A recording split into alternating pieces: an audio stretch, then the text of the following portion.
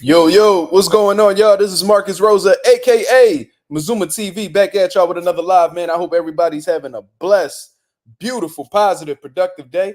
I'm just chilling at the crib right now, just kicking my feet up in bed, back at y'all with some more boxing talk. Shout out to the nation and the mob, man. I want to apologize for not coming out with, videos consistently, man. You know what I'm saying? But with the boxing world not really bringing up too much intriguing topics at the moment, I've been, by default, just been making lives, you know what I mean? Just to converse with the people because, in all honesty, it's been hard to try to come up with some relevant topics to talk about in videos that I haven't really went over already. You know what I mean? We still stuck on the Brian Norman, Jaron Ennis situation. Gervonta Davis doesn't have an opponent yet. You know what I'm saying? I already spoke on the Edgar Berlanga, Canelo Alvarez situation multiple times. So what does that really leave me with? Lives to just engage with the nation and the mob. So shout out to everybody that's in the building so far. 7 people in the building. Let me get 7 likes. Let's get the algorithm on the up so the people know that Mazuma TV is live, because I could already tell that my notifications ain't being sent out how they supposed to. You feel what I'm saying? But shout out to everybody that's in the building so far, man. I appreciate everybody that's been coming through and showing love. My boy Orlando Finney left a comment before I even went live, and he said, "What's good, Mark and Mazuma Nation? Blair the Flair wants that boot smoke." LOL. That's what it sounded like, man. And we definitely gonna get into it. You feel what I'm saying? Shout out to the boy Coffee Plant in the building. What's going on, my brother Tito? What's going on? What's going on, my brother? I just saw you earlier, man. What's going on? What's going on? Boxing film. What up? What up? Glizzy, what up? He said, "Love, Mark, love. We got to spread the love. Salute." Absolutely, man. That's what life is all about, man. Just having good people around you, creating a family and having true and taking in and giving out true genuine love, man. That's a true definition. I mean, that's what I believe, life is all about. You feel what I'm saying? But everybody else got their own interpretations and shit. You feel what I mean? But shout out to everybody that's in the building. Like I said, I hope you guys are doing well. We're gonna speak about Blair Cobbs throwing shots at Jaron Ennis. And we're gonna go along with the possibility of Gervonta Davis fighting Lamont Roach next. And then we're gonna go into Brian Norman versus Cuevas. You know what I'm saying? We definitely gonna get into that. Because I haven't watched Cuevas yet, but we just gonna speak about the possibility, because it's been confirmed by multiple sources, specifically Michael Benson, for what I've seen, that this is the fight that's gonna be taking place next for Brian Norman Jr. And what we actually think about the fight. You know what I'm saying? So shout out to everybody that's in the building. I've said this multiple times already, man. 9 people in the building. Let's get 9 likes. You feel me? Glizzy said, positive energy only. We too grown to be emotional. Absolutely, man. And sometimes it'd be hard to, not get in that bag. Sometimes, and I feel like sometimes, well, most of the time, it's easy to get upset. It's easy to be negative. You know what I mean? But you got to rewire your brain to, just be stuck on some positive shit. You know what I mean? The earlier you rewire your brain, the less stress you'll be able to have in your life, man.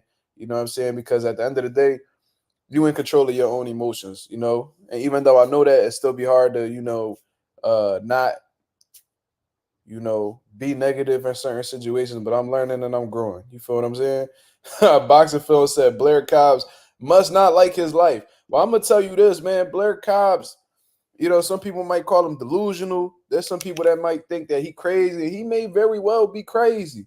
But if we keep it at 1,000, man, a lot of the people that's in the boxing ring or just a part of the boxing world in general, they all got a little bit of crazy in them. So, it's not far-fetched. It's not unusual. You feel what I'm saying? Shout out to the boy Agent 007. What's going on? He said, yo, what's going on, man?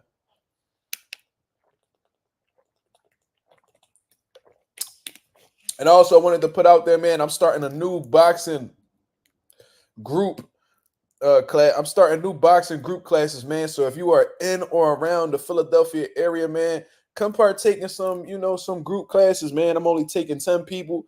I just started promoting it yesterday, and I already got some people that's interested, and you know what I'm saying, coming through to participate in the group classes, man. You want to get a good workout in, you want to learn the sweet science, you know what I mean? You want to pick up a new hobby, you want to relieve stress, whatever the situation is, man, hit me up at that Instagram right here, Mark.Mazuma, and I'll let you know how you reserve your spot. I'm only taking 10 people, and usually it's a sellout every time. So, if y'all interested, man, come through and let's get this work in. You feel what I'm saying? An affordable price. that really cannot be beat around this area, man. There's some people that's charging $85 for a one-on-one. You know what I'm saying? Just for one-on-one. You know what I'm saying? And if you do the math, $200 for 6 classes, that's literally $33 a class. You cannot beat that. You feel what I'm saying? So if y'all are in or around the area and y'all want to partake in these boxing classes, you want to come through and see what Mazuma TV is about, you know what I mean? Come through. You know what I'm saying? So that's all I really had to say. I had to plug that. You feel what I'm saying? Uh Well, this nigga Glizzy said Leo Mandade. What the fuck is that? Nigga, you meant to say lemonade? This nigga said Leo Mandade. Nigga, I don't know. Nigga, I don't know what that is, but yeah, I think you meant to say lemonade. Yeah, this is a little Crystal Light John. You know what I'm saying? I like to drink Crystal Light John sometimes. You feel what I'm saying? So, yeah, yeah. He said Siri messed it up. Siri don't spell shit wrong, man. That's you. That's you, nigga. You probably spelled it so wrong, Siri ain't know what to do. It's like, yo, I don't know what you trying to say, my nigga. You gotta figure it out. He said, boy, Blair talking heavy. Absolutely. We gonna get into that, man. We gonna get into that. I'm gonna let a few more people get in here. We definitely gonna discuss. My boy Tito says, how do you feel about Jack Catterall versus Regis Prograis? I think it just let me know that Regis really about the shits, man, because he could have easily came back off of that Devin Haney loss, got a little easy win under his belt to get his momentum back up, get his confidence back up. You know what I'm saying? But he jumping right into the smoke with Jack Catterall, and Jack Catterall, he could fight, man. He's one of the top 140s in the division, in my opinion. Obviously he's not, either the champions or anything like that, but he's a strong contender, man. He's a strong contender, and I think that he could hold his own with a lot of the dudes that's at the top of 140 right now. You know what I'm saying? So, yeah, Jack could rumble, man. In all honesty, I got him. I understand. Regis is dangerous. He could punch.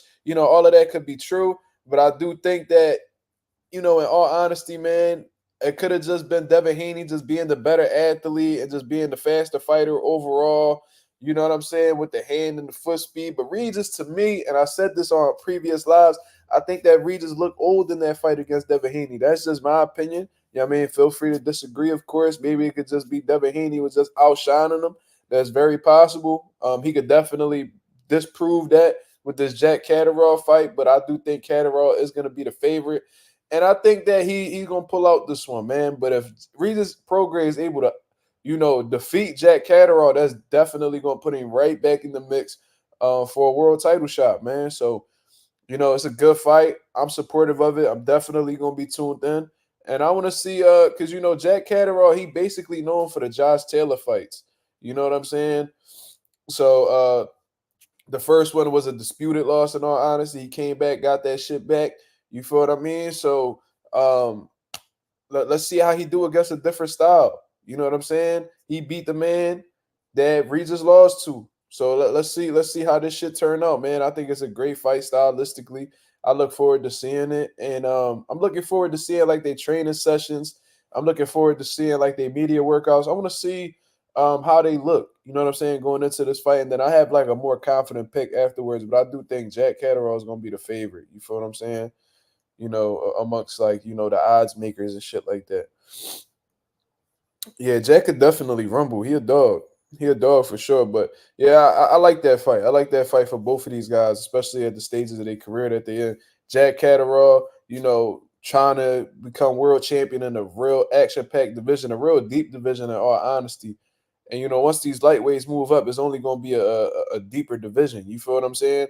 And then we got Regis Prograis, who's been a champion multiple times, has held the WBC title multiple times, and he's looking to show the people that he's still one of them top dogs, and he's looking to get a world title again. You feel what I'm saying? So they both got something to prove, just in different ways. Agent 007 said it can be age of him starting boxing late. I mean, possibly, man. Maybe it was just Devin Haney was just that superior of a fighter where he just made Regis look inferior. You know what I'm saying? It could be that. But, I don't know, man. There was certain things that I noticed within Regis' body language or how the way he was just moving in there, man. I was like, yo, he looks like his age, man. he looks like, you know, an older boxer. You feel what I'm saying? But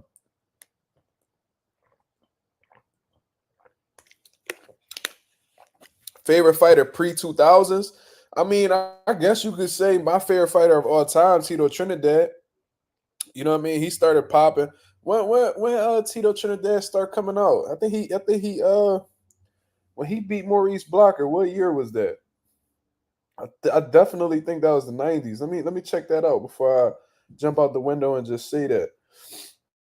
He beat let me see. He beat Maurice Blocker in '93. Absolutely. So yeah, Tito Trinidad, my favorite fighter of all time.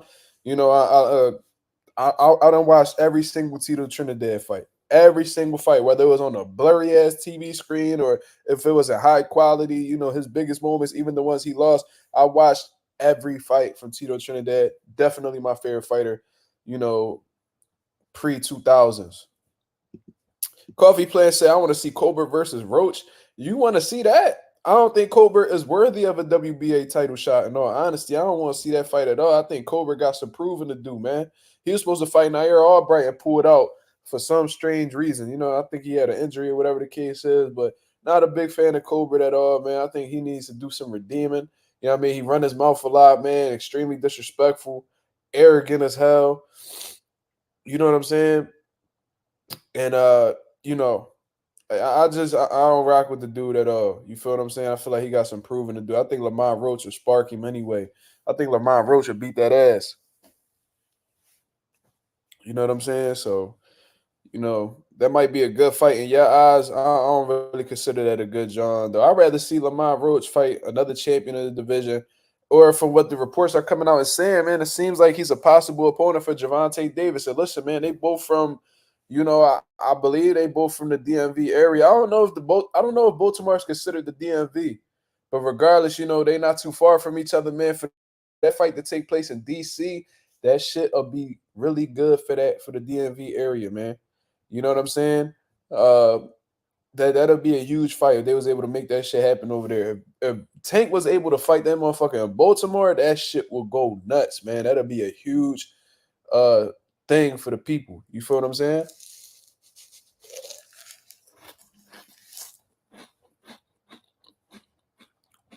J Cash, what up? Um, the stranger said I didn't quite catch your reaction of NUA's recent fight. I spoke about it on live last night, man. You know, and I spoke about it on Claymore Reigns live as well. I didn't really think too much of it. You know what I'm saying? I could really, like I said, I could sit here and give you a detailed breakdown. But you know, the reality of the situation is, man, TJ, you know, he gave NUA some fits in the beginning. He probably done picked up a round or two in the beginning, but you know, and I think that's being generous in all honesty, man. But NUA started to, you know, place his shots real well. Started placing the body shots. You can see, you know, TJ's body language changed drastically as the rounds went on. I'm sorry, my allergies is fucking killing me, bro. You can see the body language change drastically as the rounds went on, man. And in all honesty, TJ said he had a back injury, whatever the case was, and stuff like that. But I just think that was TJ looking for a way out. I think he felt that heat on him, and he didn't want to take what was about to happen. You know what I'm saying? I think he avoided the smoke before it got to him. Hold on, y'all. Let me get this fucking allergy medication. Hold up.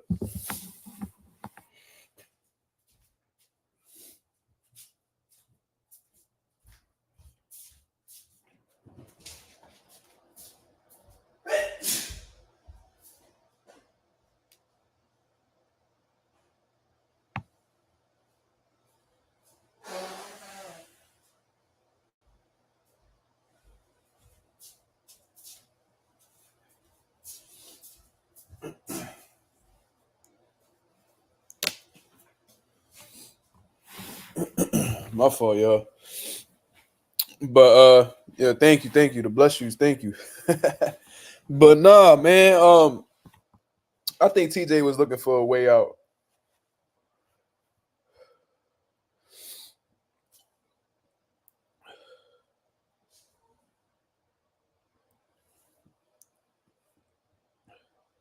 Said Roach and Tank got beef. Oh, I didn't even know that. If that's the case, then that'll be a good build up between the two, man. Listen, is that the fight that we want? Absolutely not. We know that that's not the fight that we want. But if these motherfuckers go in opposite directions and fight other people, and they want to sit there and take the marinating tactic, what the fuck we supposed to do? You know what I'm saying? Oscar de la Paz, what's going on? Food, I mean, like we just gonna have to sit and wait, bro. That's what boxing fans gotta deal with nowadays. We could call it all day, but then we got, Gervonta Davis fans that justify the marinating bullshit and not giving us the best fights. Oh, well, what does Shakur bring to the table? Oh, and then they just back whatever Gervonta Davis do. So it is what it is. All I know is they're not gonna get a single dollar out of me. That's all I know. But for the meantime, man, if he gonna fight Lamont Roach, Tank might move down to 130 and, try to take that WBA title from Lamont Roach if it takes place in the DMV area, Baltimore, whatever the case is. It's a good fight. You know what I'm saying? It's a good fight for that area. You know what I'm saying? They definitely going to come and show out, and, Lamont going to have his people, Tank going to have his people. And if they got some type of beef, then shit, that makes it better. That means the buildups is going to be even better. It is what it is. Glizzy says, so Tank can make 130? Absolutely. Calvin Ford has said that on multiple occasions. And I even heard something about Tank walking around at 138 pounds. I don't know if Coach Kenny said it. I don't know if Coach Calvin Ford said it, but I remember it clearly because it caught me off guard. I'm like, damn, he only walk around 3 pounds away from fight weight. It kind of gave me Floyd Mayweather vibes. You feel what I'm saying? But, if he walks around at 138, and he has an 8 to 12-week training camp or whatever the case is, because nowadays they do pre-camps before the main camp. You feel what I'm saying? So if he got 8 weeks to cut 8 pounds, bro, that's easy. That's easy. He can make that the week of the fight. He can stay at 138 the whole camp and cut 8 pounds the week of the fight. You know what I'm saying? He probably will be eating the whole lead up into the Lamont Roach fight. Lamont might have a harder time cutting the 130 than Tank would, based off of what they saying. You know what I'm saying? So to answer your question, absolutely, he could make 130. When they was trying to push for that Devin Haney fight, what was Coach Calvin Ford saying? Not Coach Calvin. I'm sorry. Leonard Ellaby was like, he's really a 130 pounder. He's really a 130 pounder. That's why. So if they saying that he's really a 130 pounder, obviously, in their minds, he can make 130 pounds. They wouldn't say that he's a certain weight class if he couldn't make the weight. You feel me? So, yeah, man, shout out to everybody that's in the building, man. If y'all tuned in still, we got 18 people in the building, man. Let's get 18 likes in the building. Let me check them likes and make sure everything is correct. You feel me? Let me make sure everything is correct. We got 15 likes, man. Let's get them likes up, man. I appreciate everybody that's been coming through and all the new subscribers that's been coming through enjoying the Boxer Talk. I appreciate you guys for taking the chance to listen to your boy. You feel what I'm saying? We do this on the regular. You feel me? So the stranger said, what's your thoughts on Turkey making $20 pay-per-view fights? Well, this is what I was thinking, right? Because obviously for boxing fans, it's a plus. You feel what I'm saying? It's a plus. So, I think the problem right now is, a lot of boxing fans, we all going through tough times financially. Well, I'm not going to say everybody, but a lot of people are going through some tough times financially. I'm doing well, but I'm definitely, you definitely got to start managing your bread a little bit wiser with what everything is going on right now. Everything is expensive. You know what I'm saying? These jobs not trying to pay motherfuckers, man. You know what I'm saying? So you definitely got to manage your bread wisely, in today's times. You feel what I'm saying? So, if we got a certain budget, if you have a certain budget and, you a boxing fan and there's 3 pay-per-views on in 3 months and each of them are $80, that's $240 that's coming out of your pocket. You know what I'm saying? So a lot of people don't want to spend that type of money. So, instead of $80 a day, $20, that'll probably encourage the average boxer fan to purchase the fight instead of streaming it. You feel what I'm saying? So I see what Turkey Al-Sheikh is trying to do. But, this is the reality of the situation, man. People going to stream the shit regardless of what the price is. You know what I'm saying? Because at the end of the day, what beats $20? Not paying at all. You know what I'm saying? So most likely it'll encourage boxer fans to want to pay for these pay-per-views. It'll encourage them more, but people still gonna do the streaming shit. If you really want people to pay for pay-per-views, they gotta find a way to either work with these streamers, like my boy Jay Cash said, or eliminate streaming altogether. And I don't see them eliminating streaming anytime soon. It's like they like my boy Jay Cash said, they take down one website and then they'll come out with 5 more. So it's like they don't die, they multiply. You feel me? So I think it's great for boxing fans. It might piss off a lot of like promoters and big wigs in the sport of boxing, because essentially that's them taking a pay cut. You know what I'm saying? Because you're going from $80 pay-per-views to $20 pay-per-views. So, for $20 pay-per-views and do $80, and they were charging that for, and they were making that off of one pay-per-view. You know what I'm saying? So they cut that shit down to a fourth of what they were getting paid for pay-per-views. So a lot of these dudes probably gonna look at it as like a pay cut. You know what I'm saying? They might be unsatisfied with that. So it's gonna appease the boxing fans, probably piss off the big wigs in boxing. But Turkey Al-Sheikh got a plan. You know what I mean? He's letting it be known that he's on the boxing fan side and he's doing what he can to, make shit comfortable for boxing fans to invest. Like, Turkey Al-Sheikh want to make things as convenient for boxing fans as possible. You know what I'm saying? So it is what it is. What beat $20 not paying at all? Yeah, it's a fact. That's what I said. Yeah, bro. Because $20 might be cheap, but they like, shit, I'd rather pay for this $20 to go, get me a pizza so I can watch this fight for free. You know what I'm saying? So how do the streamers make money? That would be something that they would have to come to, if the boxing big wigs were able to sit down with the people that do these streaming websites, then they could probably talk about that, man. I don't know, but it's either they could work together to make something happen, or they got to find a way to eliminate streaming altogether. Dana White been on like this tangent for a very long time now, where he's like, yo, yeah, we could eliminate streaming. We just got to prosecute the motherfuckers that's doing the streaming. You know what I'm saying? So it's like, I don't know, man. I don't know. Shout out to Carmen. She said the streamers make money on ads. Oh, okay. That's true. Because every time well, allegedly, times that I've been on those websites, you got to click out of a lot of advertisements, allegedly. You feel what I'm saying? So that's a great point. That's a great point. But Rouse said I could go watch a movie for $20, not gonna lie. You see what I'm saying? So it's like I don't know, man. I think people don't, they here to watch fights, not fatten nobody's pockets. You feel me? So I don't know, man. These pay-per-views gonna be real hard to, resolve. This streaming shit is not gonna be resolved, man. This is gonna be something they gonna have to deal with, and pay-per-views slowly but surely. There's people that's gonna support. Like I buy pay-per-views and shit, especially if I got people coming over. I don't even want to risk the possibility of the stream getting shut down and shit while I got people over here. So I just pay for the pay-per-view. You feel what I'm saying? So, it is what it is. What the hell is strip chat? I don't know what that is.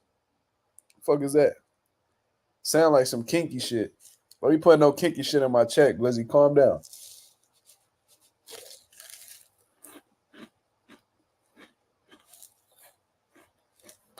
But yeah, man, so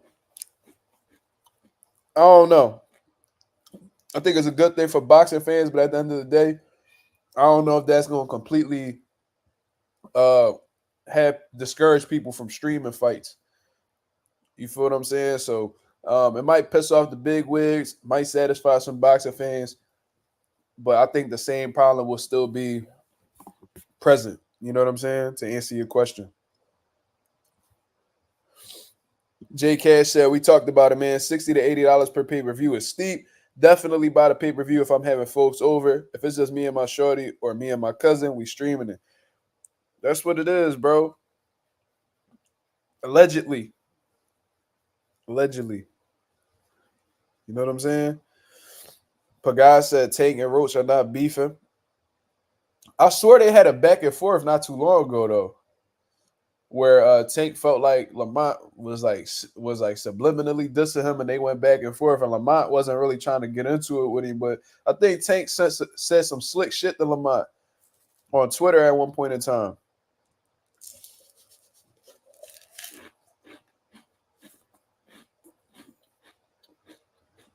Yeah, I remember they definitely had a back and forth. So I wouldn't necessarily call it beef, but They definitely had words. Yeah, anonymous. Yeah, I wouldn't call it beef, but they exchanged some words though. It seemed like Lamont ain't really want to get into it with it. He like, man, I ain't doing no rapping with you. And Tank was just like, yeah, whatever, nigga. Like, was trying to push him. You know what I'm saying? Was trying to press him at least. So, yeah, man. So let's talk about y'all boy, man, because this boy been out here tripping. And this ain't the first time, but it seems like this one is gaining a lot of traction for some reason. And maybe it's because of Jaron and his current situation with the Brian Norman fight falling out and not having like a real opponent. But y'all better believe that boy Blair the Flair is back talking shit about the boy Jaron Ennis. Now, Blair Cobbs, he just came off of a victory against Adrian Broner. I picked him to win. Yeah, I mean, I knew he was going to come out with that W, but ever since then, he been poking his chest out like King Kong, man. The press, he been poking his chest out, and he looking for smoke, man. He really feeling confident since beating the Can, man. And even before him defeating Adrian Broner, he been calling out Jaron Ennis for a fight. Or, if it's not him calling him out for a fight, then he's definitely talking shit about Jaron Ennis. You know what I'm saying? He was ringside when him and Boots had gotten into it. You know what I mean? Blair was arguing with Boots' whole family. And Boots was like, what coffin, like pretty much said, what coffin you want to be in and what you want to wear in your coffin type shit. Like pretty much saying like, I'll really body bag you. You feel what I'm saying? Blair had his words. He the type that when he say some shit, he stand on it. You know what I'm saying? He not the type dude where he gonna say some shit. And it's not like Blair being disrespectful. You know what I mean? He being the Flair, man. Like he just talking, he just trying to stir up some shit. You feel me? It's not like he like being disrespectful or anything like that. He won't rumble. At least that's what he's saying. You know what I'm saying? So I heard about the sparring session that they had at Shooters a while back. I know somebody personally that I'm good friends with that was there, and their story was very similar to what Bozy Ennis had put out there, and that was that I think they only sparred. I think it was only 1 or 2 rounds at the time. And this is when Boots was like 16, 17, 18 years old, around that age range, and Boots got Blair up out the fucking ring. You know what I'm saying? It was a little. Shit got a little bit, hot in there for Blair, so he got up out the ring. That's just what I heard personally from people that was actually there and people that I consider credible sources. You know what I'm saying? Good people. So and then when Bozy recalled his, recollection of the sparring session, it pretty much was in line with what my homie had told me. So, yeah, man. So, obviously that don't mean nothing. You know what I mean? But, I think with both of these guys sparring each other, even for that small time frame, and it was years ago, they probably don't even remember it too much because they done had thousands of rounds of sparring since then. I think they got an understanding of who each other is. You know what I mean? And Blair seems to be pretty confident in his abilities to defeat Jaron Ennis, man. Like I said, he been talking crazy about Boots for a minute. Calling out Boots for a minute. He's like, yo, why you keep calling out Terrence Crawford? He don't want to fight you. You know what I mean? Ain't no reason for you to go to 154. You can stay at 147. There's some good fights to be made here. Talking about he'll put Boots on his ass and all types of shit. He said, yo, bro, I'll be dropping niggas early, so it wouldn't be, so it's like a strong likelihood that he'll drop Boots and all this other shit. Man, listen. Y'all can say Blair delusional. Y'all can say that Blair crazy. Terrence Smith said, Mazuma, stop capping, bro. What I'm capping about? I haven't even provided an opinion yet.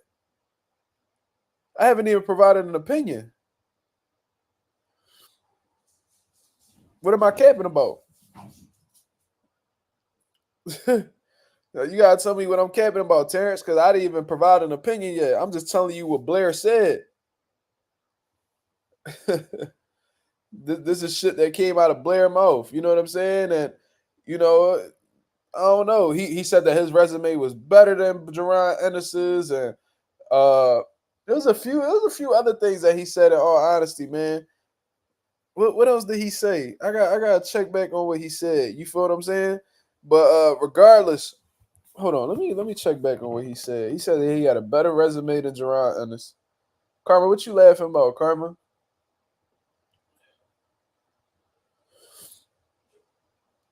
Terrence said he don't believe that. He's just taking a page out of Don King's page. He knows how to talk. Well, the only person that really knows whether he believes that or not is Blair Cobbs. And listen, man, Blair Cobbs, listen, bro, y'all can say he delusional. Y'all can say that he don't believe what he's saying, just like Terrence Smith just said. Yo, y'all can say all of that, but one thing about Blair, bro, he taking them fights, bro. He taking them fights. You feel what I'm saying? So it's like I haven't heard any situation where Blair was offered a fight and then he backed off the block on some Brian Norman shit. I ain't heard that shit yet. He said, "No disrespect, brother. I just expected you to know better and read through the BS." Well, that's your opinion. You know what I'm saying? Like that's your opinion. Hold on. Hold on real quick. Hold on. I'm live right now. But I mean that's your opinion at the end of the day. You see what I'm saying? So I mean he took the Adrian Broner fight. You know, he got 2 former champions on his resume that he beat. That's one thing that like those are things that we do know. What was this dude name? Maurice he was a champion at 140 and then Jose Ramirez beat him. What was his name? Maurice Hooker or some shit like that. He beat Maurice Hooker. He beat Adrian Broner. Now, was that an older version of Adrian Broner? Absolutely. Was that a Maurice Hooker that was on the decline? Possibly. But at the end of the day, one thing you cannot deny is that, you know, both of these guys were former world champions. And he took both of those fights and he won both of them clearly, in my opinion. So what I'm telling you is he's taking the risk. He's taking the chances. You know, I haven't heard. I think that if they were to send an offer Blair Cobb's way, I think he will take it.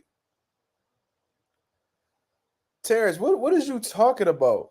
I don't know, like if you and your emotions, I don't know what the situation is, bro.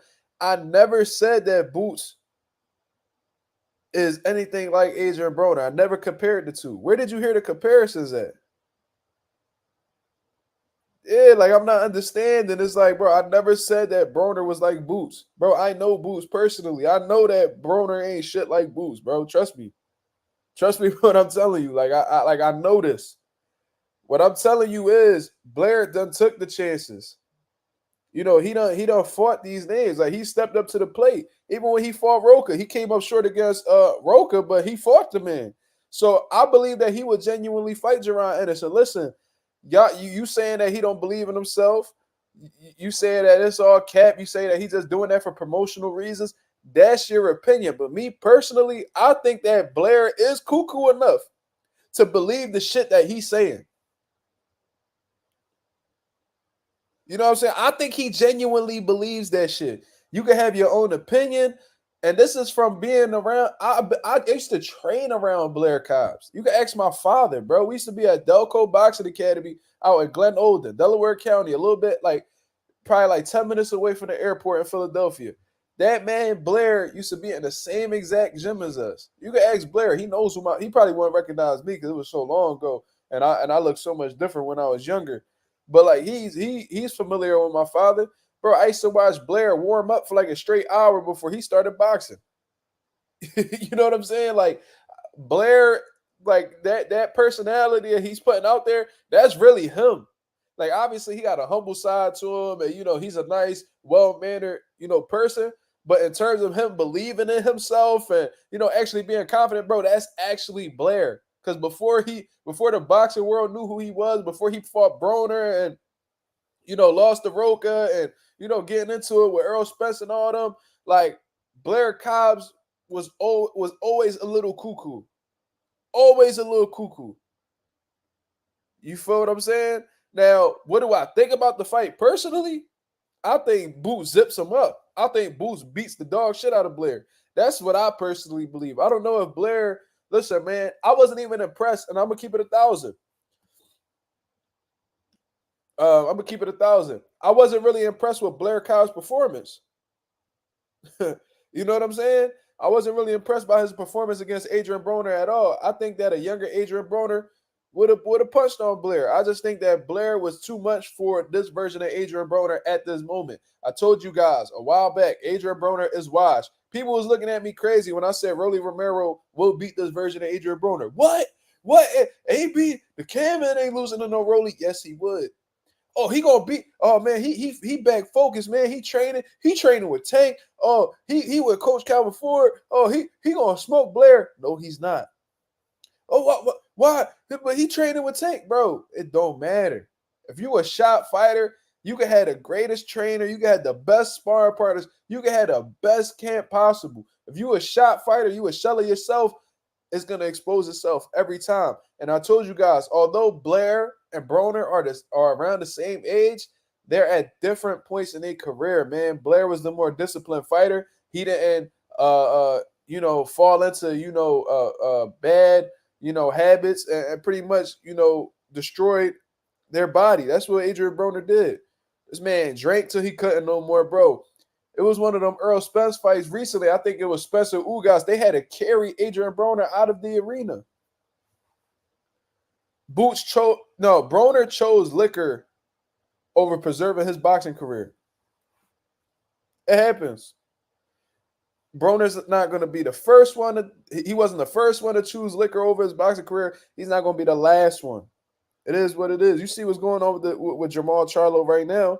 Hell of a talent. Hasn't even lost yet. Sensational fighter is going to be held back by the things that he does outside of the boxing ring. You feel what I mean? It is what it is. They carried Adrian Broner out of the arena. Yes, he was so drunk that he could not walk. They had to lean him up against the wall. And all the time, bro, I seen this shit.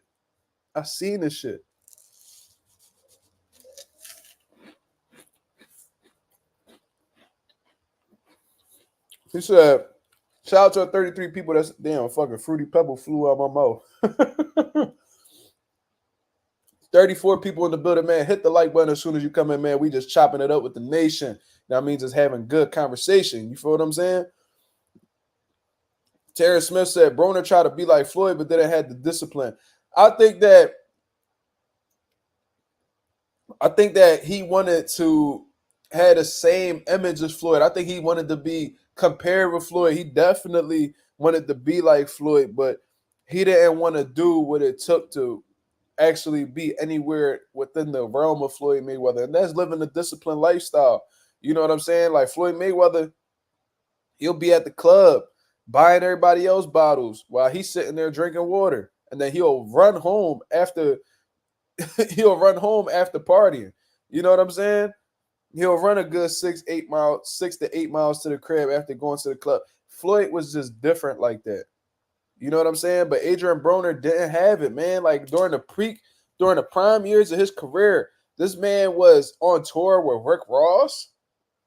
You on tour and you about to jump into a training camp with Marcos Maidana and you do y'all remember when he had like a hood, like a sleeveless hoodie on, or he had like a blazer or something, and he had a big ass stomach and he went to go see Floyd? They was like, damn, that boy Broner over there eating good. You know what I'm saying? And Adrian Broner was like all laughing about it, bro. That shit was embarrassing, bro. That shit was embarrassing. Broner had this typically what happens with a lot of people who had like God-given talent. They never know what they really have. You know what I'm saying? Until that shit gone.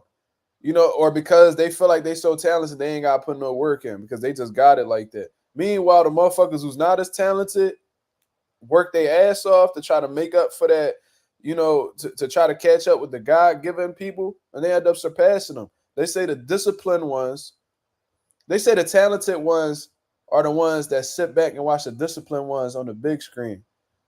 You know what I'm saying? What Kevin Durant say? I remember he said this shit years ago. He said hard work beats talent when talent doesn't want to work hard. I mean, the hard work going to prevail every time. You could have God-given abilities. You can have God-given talent. If you're not putting the work in to back that, you're going to be very limited, or you're going to plateau somewhere. You feel what I'm saying? So it is what it is. Yeah, he was laughing that he was fat. Yeah, that was like a whole liquor. I mean, he had a whole beer belly.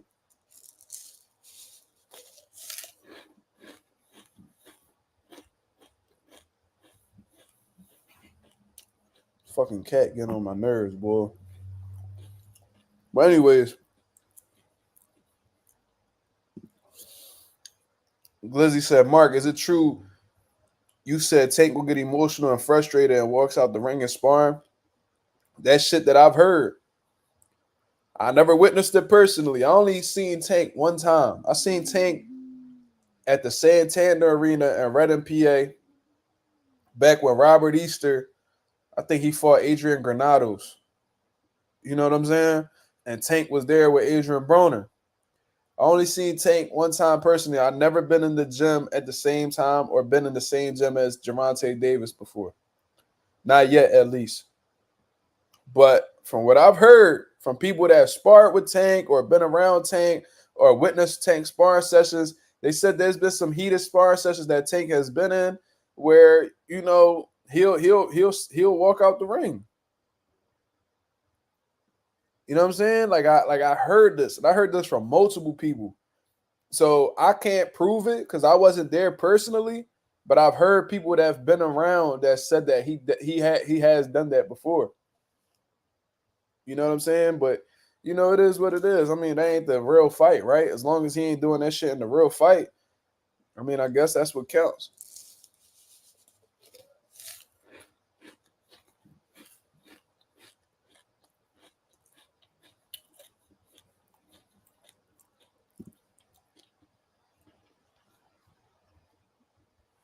Broner can't let that hood mentality go. All them partners he got in his circle was just riding the train while they could. That's a pause. I can tell by how Broner have talked that they didn't have his best interest. Well, that's a lot of people, man. And I heard Eddie Hearn alluding to that with Devin Haney. You know what I'm saying? He said he had like 30 people in his locker room. And after they announced Ryan Garcia the winner, Devin Haney was in the back. Nobody was back there. And Sergio Martinez said that when he had won his first world title, he had got over 1,000 missed phone calls or some shit like that. And then after he lost to Cotto, they said that he only had 2 missed calls. He said one was from like an unknown number and the other one was from his mom. You know what I'm saying? And that's real interesting. You know what I'm saying? They rock with you when you know they think you that nigga, but as soon as shit go left, you know what I mean? You just left with the people who was supporting you from day one. You feel me? So that puts a lot of things into perspective. And shout out to Sergio Martinez, man. I might actually meet the man because on September 27th, I believe, or the 28th, in Atlantic City, he's gonna be getting inducted into the Boxing Hall of Fame. You know what I'm saying? With Paul Williams, Sean Bay Mitchell, and a few other people. I might just stick. I might stick around and actually meet Sergio. I never got the chance to meet him. You know what I mean? Maravilla. Terrence Smith said, last question. Do you think Blair Cobbs wants to boost fight more than Brian Norman Jr.? I think everybody wants to fight more than Brian Norman Jr. I'm gonna keep it 1,000 with you. It's like, no, I ain't gonna talk. I ain't gonna talk too crazy about Brian Norman.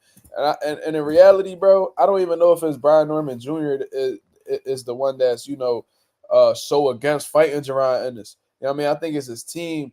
That's really stopping him from making this shit happen. You peep that Brian Norman Jr. You peep how the fighters are, happening to be the most quiet ones, right? You know what I'm saying? Jaron quiet, Brian Norman Jr. not saying shit unless his dad hold the camera to his face. It's just interesting. I think Brian Norman would have took that 1.7, man. But I think that I think his business team, you know what I mean? He hired them to do his business and shit like that. They probably felt like that wasn't his best deal, so he just letting them do their job. You feel what I mean? But in all honesty, I don't think Blair would give Boots that much trouble in negotiations. I don't believe that. I think that Blair, for one, and like I said, I think he crazy enough to do some shit like this. I think that Blair would fight Boots in Philly because Blair is from Philly, so it really don't fucking matter in all honesty. Even though he probably won't have nobody really here supporting him all like that. I think he will fight Boots in Philly, and I think he would take that 1.7 million. I think he would. But they gave him the same amount of bread that they offer Brian Norman, he would take that. There's no way he would not take that. There's no way you can let me believe. There's no way you can make me believe that Blair wouldn't take that money. You know what I'm saying? I think Brian Norman Jr. would have took the bread, but I think his dad, his manager, influenced him not to. He's just listening to what his dad say, just following his dad lead, just like a lot of sons do. You said, well deserved. Sergio was a beast. Absolutely. And I think he's still rumbling.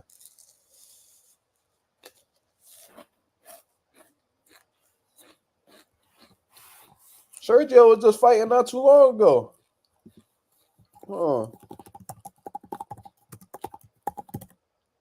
Let me see something. He was just rumbling. He just fought in 2023. And he won too. He knocked boy out. You know what I'm saying? So, he getting inducted to the Boxing Hall of Fame, but he actually doing his thing. Still, to this day. He well into his 40s. I know that. He said Boots is a millionaire. Yeah, I'm sure he is. If he made 3.3 his last fight, he's definitely a millionaire. Says Sergio, his own promoter in Spain, and I just checked BoxRec. He's sponsored by the dude who owns Grant, Elvis Grant. I think that's interesting. Sergio was in line to get a title shot back in 2022. That's true. I don't know what happened with that though. I don't know what happened with that. Marky Dan says Brian Norman is the goddamn sparring king. Boots would have wore his ass out like a rented mule. Nah. I don't know why they keep talking about he a sparring king because, every time he does spar Boots, he got his ass whooped. Every time.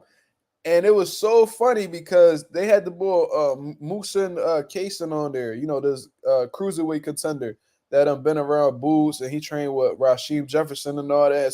Rasheem and Boots they be working together sometimes. And the last sparring session, Moosin Kaysen was there when Norman sparred Boots, and he said Boots got off on Norman. Exactly what I heard. And that senior was like, oh, he ain't never get off on my son. He ain't never get off on my son. Nigga, you are literally the only one that's saying that Boots didn't get off on your son. But everybody else that was there said that Boots got off on him. So who you think we going to believe? You think we going to believe the few motherfuckers that was in the gym? Or are we going to believe that are we going to believe you, the dad, that's naturally going to defend their son?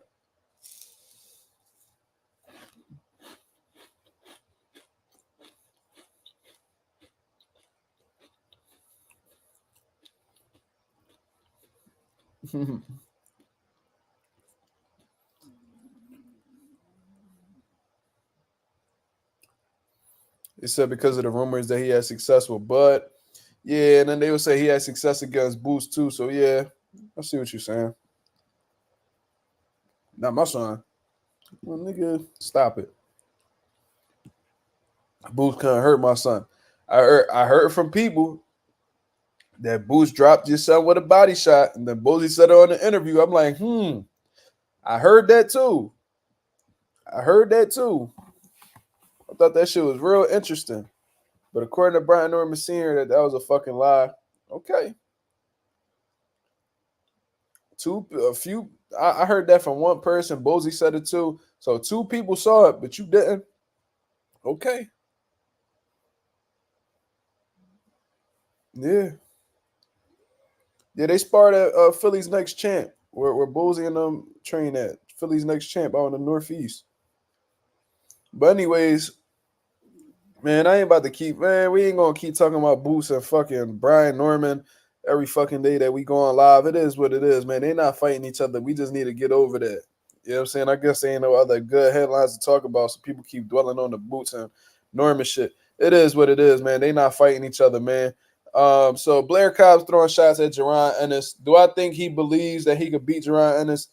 Yes, I do believe that. I do believe that he believes that. I do think he is that fucking crazy that he believes the shit that he says. Do I think he'll fight Boots? Absolutely. But does he beat Boots? Absolutely. The fuck not. Not even close.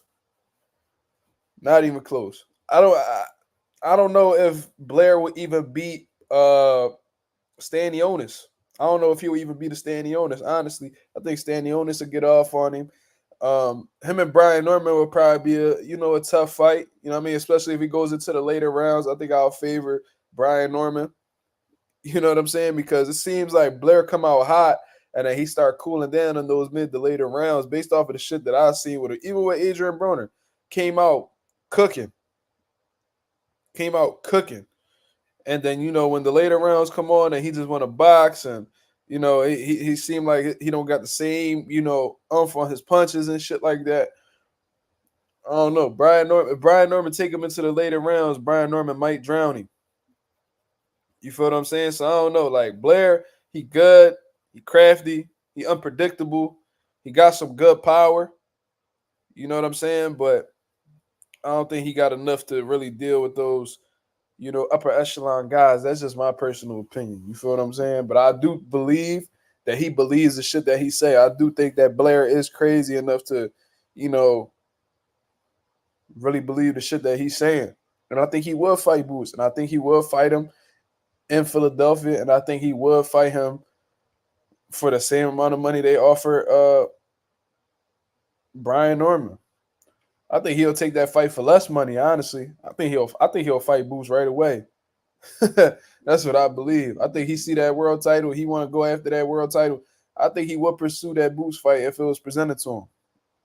He even DM'd Eddie Hearn, and Eddie Hearn left him on scene and shit. You know what I'm saying? I believe him. But do I believe he'll win? Absolutely not.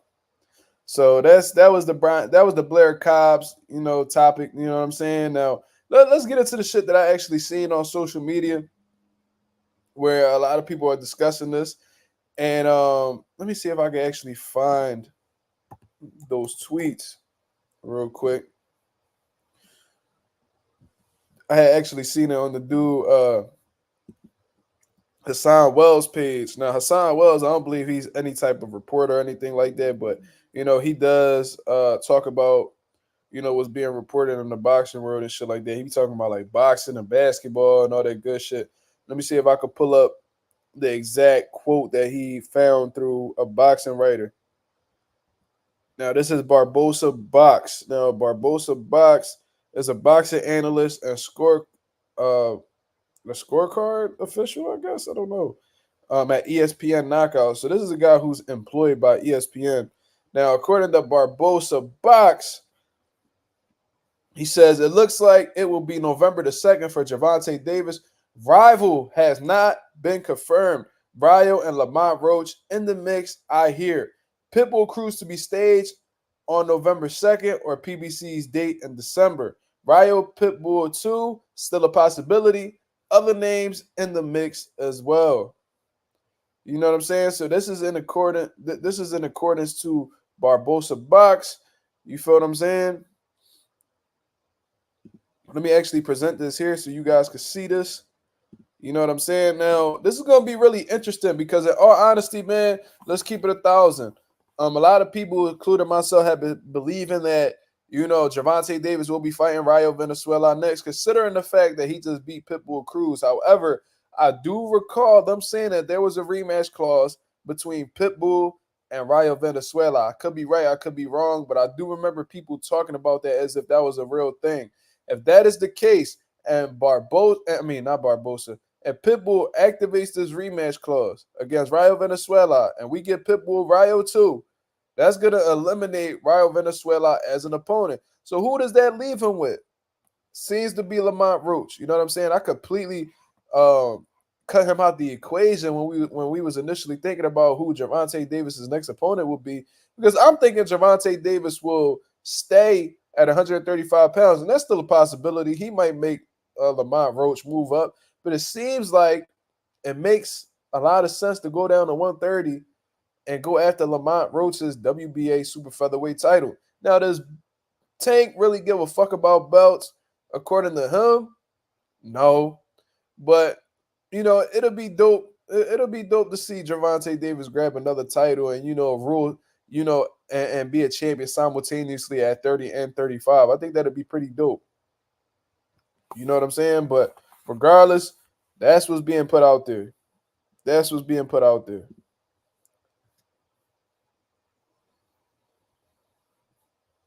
You know what I'm saying? So don't be surprised.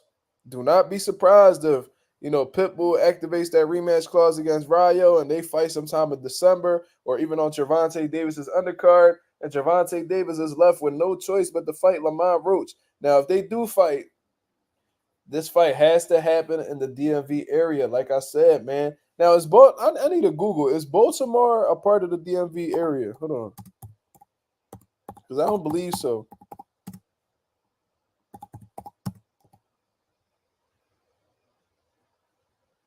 Let me see.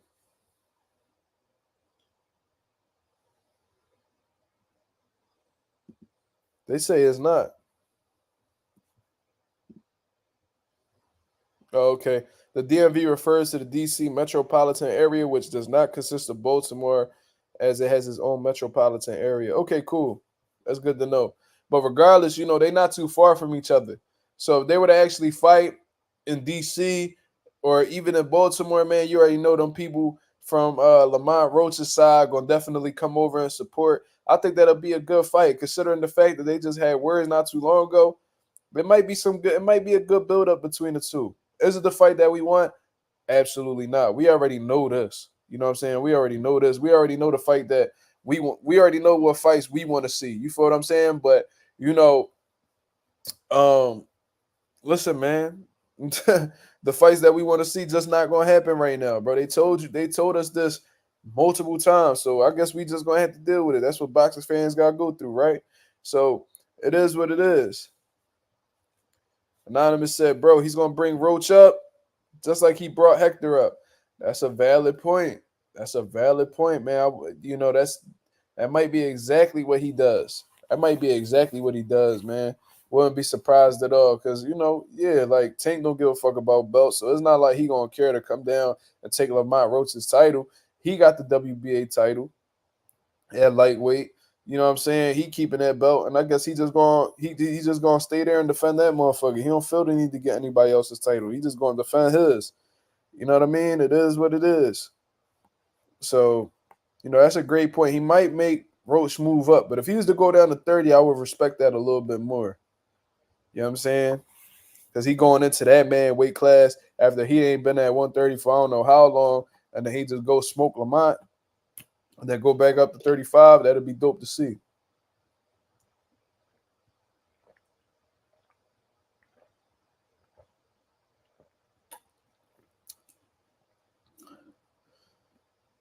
Nah, J Cash, they said Baltimore not part of the DMV. But regardless, one thing I know for sure is that Lamont and Tank, not too far from each other. So they could definitely, if they was to get a fight going, in DC or whatever the case is, Maryland, wherever, they could that should be real interesting.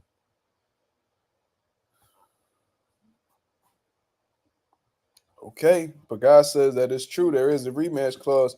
So if Gervonta is pursuing the Rayo Venezuela fight and then Pitbull will take that fight away from him and activate that rematch clause, that's gonna leave Gervonta with no other choice than to face guys like Edwin De Los Santos or Lamont Roach. Which fight is more enticing? Which fight is more enticing? I ain't gonna lie to you. I would rather see the Edwin De Los Santos fight. I think that's a more dangerous fight for Tank to pursue. But considering that Lamont Roach is a champion, they might just bring the dude up, man. They might just bring the dude up. You know what I'm saying? I'm still, hopefully, I'm pulling for, Edwin De Los Santos. You know what I'm saying? I would rather pull for Edwin. But this is the reports that's coming out here. I'm just telling you guys what I'm seeing. So, if this actually does get announced, we won't be surprised because we already spoke about it. You feel what I'm saying? Yeah, Tank versus Edwin is the better fight. I think Edwin's, the more dangerous fighter at this point in time than Lamont Roach. Ain't no disrespect to Lamont. Lamont can rumble, but you know, I think Edwin's the bigger threat to Gervonta Davis. You feel what I'm saying? So let's get into, just to close out this, John, because we've been on here for about an hour already, man. I appreciate everybody that's coming through and liking the live and shit like that. You know what I mean? Let's just talk real briefly about Brian Norman and his possible opponent, all right? Because, according to Michael Benson, it's solidified. I believe they were just rumors at first, or they were just coming to agreements, but it's locked in. Brian Norman versus Derek or Derrick. I don't know if we pronouncing the I. I don't know what we doing, but it seems like that's the situation. You know what I'm saying? Oh, and this is another thing. Speaking about Derek's and shit. Apparently, Ryan Garcia had posted some, photos or videos of him and Derrick James back in the gym working. Listen, man. Listen, look. Derrick James is one of the best trainers in the sport of boxing. I said this shit all the time.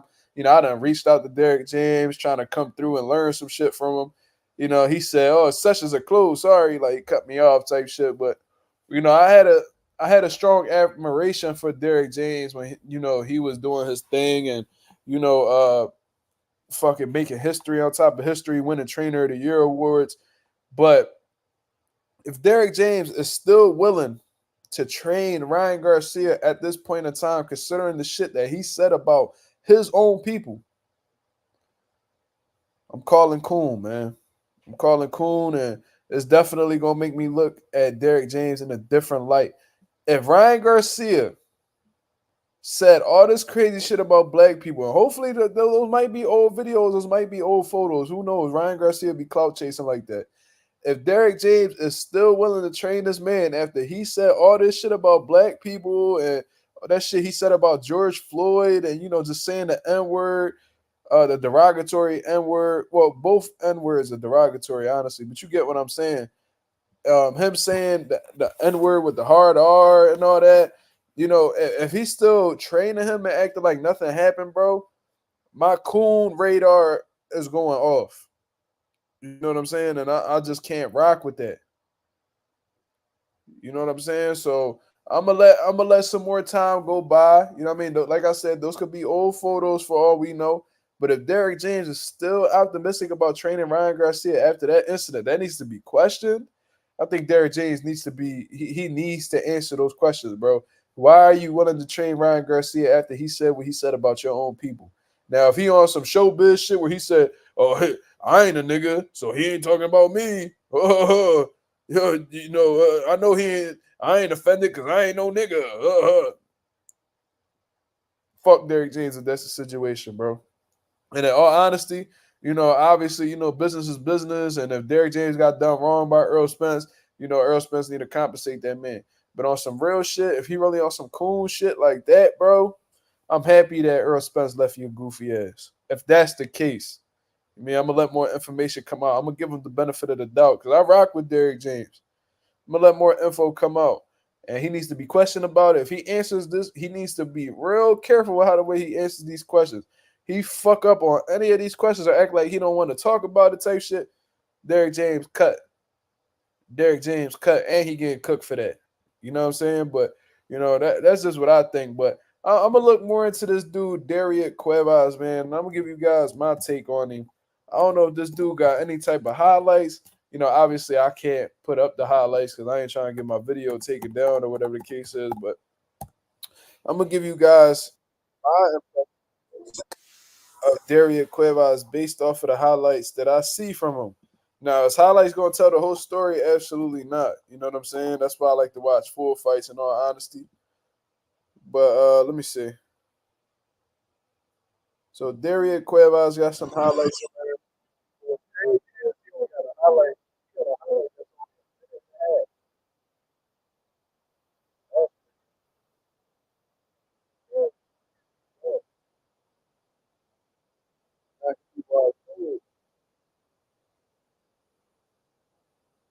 Good body shots. Looked like that was a Miguel Cotto promotion. Is he a Miguel Cotto fighter? Feel like he got some pop for sure. He apply a lot of. Looks like he applies some pressure. He's a good body puncher from what I see. But this is low tier opposition, so it's not really much to take from this. Yeah, he looked like he got a strong left hook. And he go to the body good.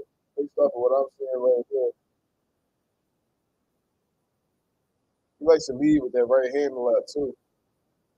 Yeah, he got that Puerto Rico in him, doubling up on the hook, go to the body. Got power in both hands. This might be an interesting fight, yo. Listen, man, I ain't gonna lie to you. I don't think too much of Brian Norman. You know what I'm saying? I think that there's not much to him. He's a strong puncher and all that good shit. So and I think he got a lot of heart, a lot of determination. So he can, he got cut real bad. Like he I was watching his body language and he ain't seen phased by it at all. In all honesty, so he definitely got some heart. So because some people get cut and I mean they lose their mind or they lose their focus. You know what I'm saying? But Brian Norman, he got some dog in him. He got some determination. Gritty dude, aggressive, got some punching power. But besides that, man, I don't know. Based off of what his dad said, he got a chin. So I mean, I guess that's a good thing too. But really watching this dude right here, it's not really much on him.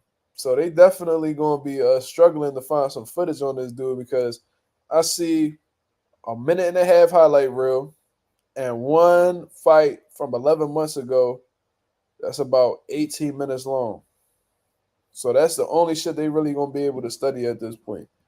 So it's not much. It's not much. Well, no, I'll take that back. There's actually another clip. So there's actually two fights. No, three fights. Never mind. I'm tripping. So they got some shit to study, I guess. But look like he's a come forward, power punching Puerto Rican fighter.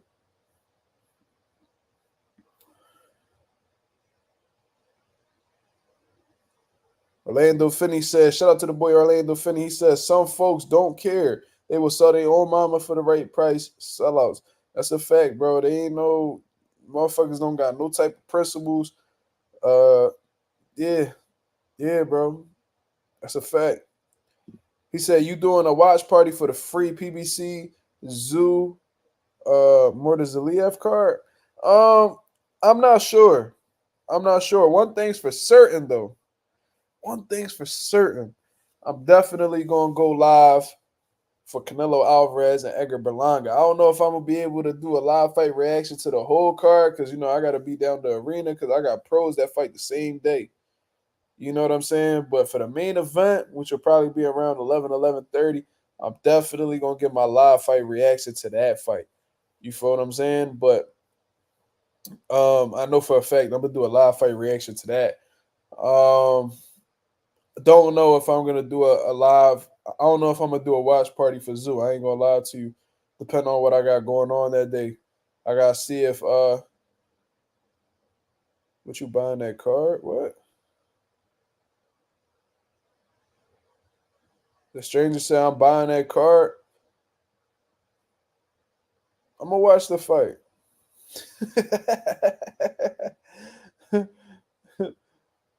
I cannot confirm nor deny if I'm buying that card. But one thing's for certain, I'm watching it. Now, y'all can take that answer however y'all please. I'm not gonna be admitting anything. Um, but I will be watching. That's one thing I do know. This nigga GA Maze shot the fuck out. You gotta say allegedly, man. You admitting the criminal activities. You know what I'm saying? But we definitely tuned in. You know what I'm saying? Cause I'm gonna be happy with whichever outcome happened. If Canelo gets sparked, I'm celebrating. If Edgar Berlanga gets sparked, I'm celebrating. So it is what it is, bro. Neither one of them dudes good for the sport, in my opinion. Edgar Berlanga done showed his ass paws. He already told you that. You know what I mean? He already been ducking top competition. So if you put him in a power position, what you think he gonna do? He gonna do the same shit Canelo Alvarez is doing, and that's taking the least amount of risk possible but still try to get a bag. You feel me? So what I mean? I don't think neither one of the dudes got the fans' interest in mind. So they both got to go. They both got to go. You know what I'm saying? But I think Canelo gonna get Berlanga up out of there. You know what I'm saying? 7 to 8 rounds, probably 7 rounds. For some reason, seven keep popping up in my head. You feel me? So I think Canelo gonna get him out of there in 7. I think that Canelo gonna start turning up around the third, fourth round. You know what I mean? I think he gonna start placing them body shots real good, and he gonna start bringing that hook over the top. Berlanga, he likes to pull his hand. He like to pull his hands forward whenever somebody feint him good to the body. I can see Canelo feinting him good to the body, level changing, bringing that hook up top. And Edgar Berlanga doing a little chicken dance. And you already know when Canelo gets him, when he smell blood, you know what I mean? He don't stop niggas all the time, but if he smell blood in the water, he go get it. You know what I'm saying? Canelo is a solid finisher. And I don't trust Edgar Berlanga's punch resistance, man. I ain't gonna lie to you. I watched a few of his fights where he done got touched up, and he got dog in him. I mean, he not like turkey or nothing like that, but his body language and how the way he responds to certain shots at times is kind of concerning in my opinion. It's not something that like the typical person gonna catch up on, but just being in boxing. You know what I mean? When I be seeing the legs do a little, they do a little, when his legs do a little bit of happy feet, or, you know what I'm saying, where all of a sudden, for a moment in time, he gets real defensive. I pick up on shit like that. You know what I'm saying? And Berlanga, he don't react well to certain shots. He hasn't in the sparring. He hasn't in the amateurs. He hasn't in the pros. So I could really see Canelo hurting this dude and really stopping him. Do I like how Berlanga promoting the fight? I mean, he talking trash, so I guess it's interesting. It's entertaining to an extent, but at the same time, it's like, bro, we don't believe you, bro. Like, if it was like, like when Caleb Plant say shit, when he say shit, bro, you could tell he mean that shit. Like, I believe when Caleb Plant say shit, I believe him. And I ain't gonna lie to you, I don't be believing a lot of the shit white people be saying. I'm just keeping it 1,000. But like Caleb Plant, like you could tell, like he really believe the shit that he's saying. Like he sell it in a way where it's like, yeah, he meant that shit. Edgar Berlanga say shit, bro, and it's like, I don't know, bro. He tried too hard for me, bro. He tried too hard. You know what I'm saying? He tried way too hard. It's like he want to give off this hood image so bad, and it's like, or it's like this tough guy image. It's like, bro, you neither one of them. You not street. You know what I'm saying? And you not tough in my eyes. You know what I'm saying? That's just my opinion. That's just me being experienced with life. Like I see Edgar Berlanga, and he's like, I don't know. I don't be believing him. His energy don't convince me. You feel me? That's just my opinion. So, and you can tell that like he overcompensating when talking trash to Canelo. You can tell that he got a lot of respect for Canelo. And you can tell that he's not doing the trash talk like naturally. It's like he's forcing it. Yeah, it don't feel natural, bro. Like it just feel like Berlanga's like just overdoing it. Like that's how I look at it, like overcompensating. You know what I'm saying? Like I just don't believe him, bro. I don't believe he really want to trash talk Canelo. You know what I'm saying? And he was like, and I thought it was interesting too. Canelo was like, yo, like what you doing all this extra shit for? Like for what? He was like, no, I respect you as a fighter, but here is no respect. I'm like, that makes no sense. That makes no sense. You just told him that you respect him as a fighter, but because y'all fighting, there's no respect. You just say you respect him as a fighter. How the fuck, based off of that how is there no respect? You just admitted that you respect this man. You gotta pay attention to the shit these people be saying. When Jamel, there was a lot of people that was rooting for Jamel, right? I was one of them, but I already knew what was going to happen. You know what I'm saying? Like, I'm rooting for Jamel, but I think Canelo going to get him, right? I'm hearing Jamel, and I put out videos. I'm like, bro, he's talking way too respectful about this man. He talking way too respectful about this man. It's like almost how he idolized him. You know what I'm saying? Now I was like, yeah, that's real concerning. That's going to translate into the fight. Oh no, man, nah, man, he don't got to talk trash, man. Why black fighters always got to talk trash? I'm like, all right, man, y'all want to play that card? All right, cool. What happened? Jamel on survival mode off the rip. All that Lions only shit that he was on at 154, shit was non-existent at 168. That's the reality. Um, that's how I feel about Edgar Berlanga. It's like you could tell he really idolized Canelo, bro. Said he had dreams about the man. Said that he had dreams of fighting a man in his since his pro debut. Like that man, like he's infatuated with him. It takes a certain level of obsession to, say shit like that or even had that mentality about another guy. It's like you watching his every move. You idolize that man. You want to be in his position. You look up to him.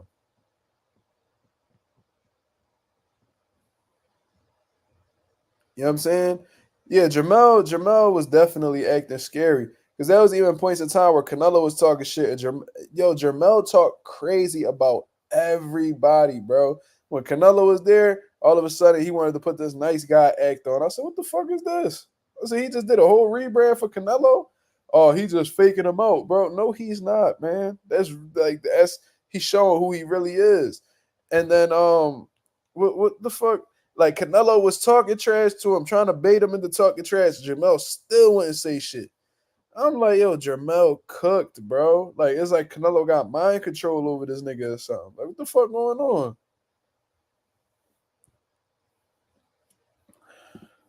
Orlando Finney said, "Hey Mark, do you think Edgar will put up a fight against Canelo, or do you think that he lay down like Jamel did?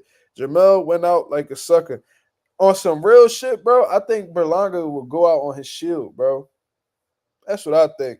I think because this the thing, Berlanga, he gets emotional in there.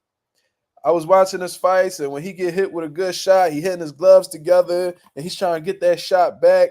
You know what I'm saying? I think that there's gonna be a time where Canelo starts finding his rhythm. If Canelo gonna start hitting him with some good shots, shots that won't necessarily hurt him, but might frustrate him. I think that Berlanga gonna get frustrated. I think he gonna get caught up in the crowd because he's never fought in front of a big crowd like that. Then he gonna try to smack his gloves together and try to exchange with Canelo and end up getting clipped. That's what I see happening. That's what I see happening. So I don't think he'll go. I don't think he'll lay down like Jamel did, but I think he'll get laid down. Like there's a difference between laying down voluntarily and getting laid the fuck out involuntarily. I think he'll get laid out involuntarily. You know what I'm saying? So I hope that answers your question. You know what I'm saying? But in terms of putting up a fight against Canelo, if he stays aggressive and I'm trying to tell you, and I said this shit on when the fight first got announced. Only way Berlanga has any type of success with Canelo is if he really is like high volume in there, man. Just letting his hands go, not giving Canelo an opportunity to breathe, pushing him back. Like on some James Kirkland shit. You know what I'm saying? I know James Kirkland got, put to sleep and shit like that. But prior to him getting hurt, he was having success against Canelo and had Canelo feeling really uncomfortable in there. Obviously, you want to be defensively responsible. You don't want to go to James Kirkland route where you just leaving punches open. But you definitely want to work on letting your hands go. You want to outwork this man. You want to work on conditioning your whole camp. You want to be working on throwing a plethora of punches each round. You know what I'm saying? Because, Canelo's a slow starter for one, and he doesn't throw many punches. The punches he do throw, what I mean? He's efficient. They're meaningful, right? But Edgar Berlanga should definitely be working on letting his hands go consistently throughout the course of a 12-round fight and pushing Canelo back. You know what I mean? Keeping him on the back foot and having Canelo just on the defensive as much as possible. This is my personal opinion. I think that's the only way. He talking about IQ and all this shit. If he ever gets in that bag with Canelo, there's no way he's going to win. There's no way he's going to be able to outthink somebody as experienced as Canelo when he's never, fought at an elite level. Like, that's not going to happen. Yeah, I mean, I've only ever seen prodigies do that. Berlanga's not one of those prodigies. I seen Mayweather outthink niggas that was more experienced than him, like Gennaro Hernandez and all that. But Mayweather is a prodigy. He was a prodigy. You feel what I'm saying? He was a special fighter. I don't view Edgar Berlanga in that same light. You feel me? He's never showed me like high level ring IQ where I was like, yo, he might give Canelo some problems. No, I never thought that. I think like those guys that's on the come up at 168 would beat Edgar Berlanga. I think Diego Pacheco will defeat Edgar Berlanga. Jaime Munguia would defeat Edgar Berlanga. You know what I'm saying? I don't even gotta say what Morella David would do to him. You know what I mean? That goes without saying. And I think that boy Christian and Billy will beat him too. You know what I'm saying? But it is what it is, man. We pretty much done covered every topic. I mean, we spoke about Blair Cobbs throwing shots at Jaron Ennis. We spoke about the possibility of Lamont Roach facing Gervonta Davis. We spoke about Brian Norman possibly facing, I mean, not possibly. We spoke on Brian Norman facing, Darius Cuevas, man. You know what I'm saying? So I appreciate everybody that came through and showed love to the channel, man. Everybody that contributed in the chat, everybody that's been donating to the channel, I appreciate very much. People that's watching the ads that's on my videos, man. I appreciate that a lot as well, man. I'm gonna try my best to come out with a video tomorrow. You know what I mean? I just gotta find some type of inspiration or a good topic that people actually tune in and listen to. Because when I talk about regular boxing shit, man, people don't really care about that. They want to talk about the controversial shit that's being stirred up in the boxing world. So hopefully we get some big news tomorrow that people are gonna be intrigued with and shit like that. And I'll be able to put out a video for you guys to enjoy. But shout out to everybody that's in the building. Shout out to the nation and the mob. If y'all new to the channel, please like the video. Please share the video if possible. And subscribe to the channel, man. We go live all throughout the week. We post it. We talking boxing on the regular, man. So be on the lookout for the next live. This is MazzumaTV. Thank you very much for tuning in. I'm out of here, man. Peace.